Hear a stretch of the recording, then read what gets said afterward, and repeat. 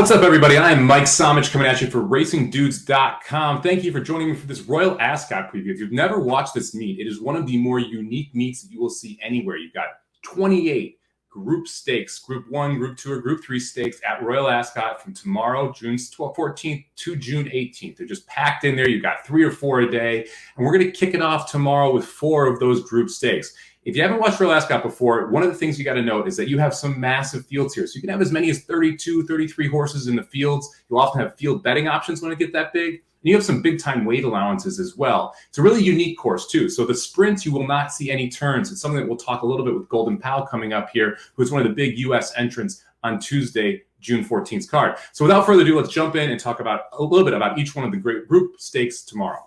The first race of the day is the Group 1 Queen Anne Stakes, and it probably features your biggest star of the day. Baaeed is in this race. Baaeed, if you don't know, is 7 for 7 at this point, going for 8 for 8 here in his early career. So he'll be second out as a 4-year-old. You'd expect a pretty good performance. You also have Order of Australia, your Breeders' Cup Mile winner back in 2020 at Keeneland, and the 5-horse who drew the rail post in this case, Real World, who ran second to Baaeed last time out.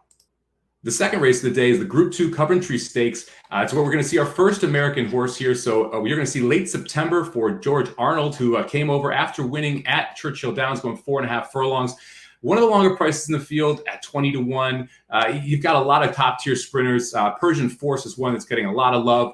He's sitting in the morning line at 5 to 2. It should be a fun race. This will be the first time we get to see horses go down that first straightaway. This is also one of the races where you have a mountain of entries. So looks like you got 17 horses entered here. It's one of those fun places where you just play a $5 try, key on one horse, and play a couple and see if you get a big price home.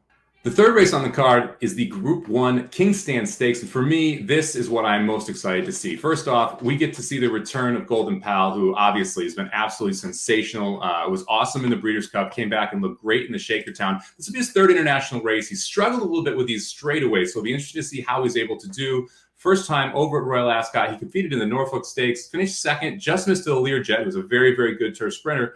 Went back and ran at York last year and ended up running 7th in a race to a horse named Winterpool. Winterpool is back here on the rail.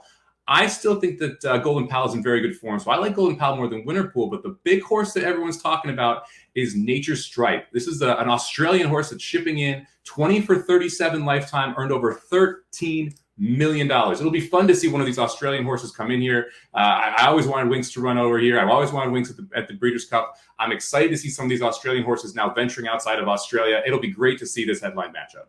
The final stakes of the day is the Group 1 St. James Palace Stakes, and this one features another standout. Coroebus is going to be coming out of the 2-post here, wearing the 6 saddlecloth for the Godolphin Barn. This is a Charlie Appleby, William Buick horse. Has done absolutely nothing wrong. 3 for 4 in his career. The 1 loss missed by just a neck. Came back first out as a 3-year-old and was sensational. It's the horse Baaeed and Coroebus, one of the horses that generally does very well from a sire perspective at Royal Ascot.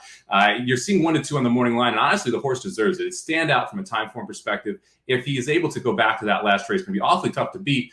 However, my long shot of the day that I like in here is going to be the 1-horse Akil. This is an Aidan O'Brien horse. You got Ryan Moore riding.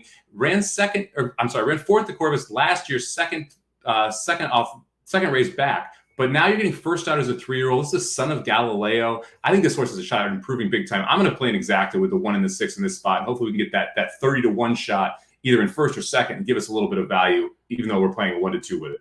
All right, that's it for day 1 over at Royal Ascot. We've got 4 group stakes. The racing starts at 9:30 Eastern, so you got to be up early if you want to check this out.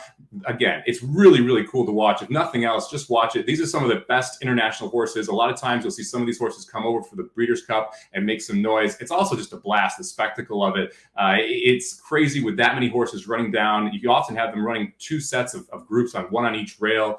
It's just a lot of fun to watch in the morning if you're up. So enjoy a little horse racing with your coffee and make sure you check out Royal Ascot all week.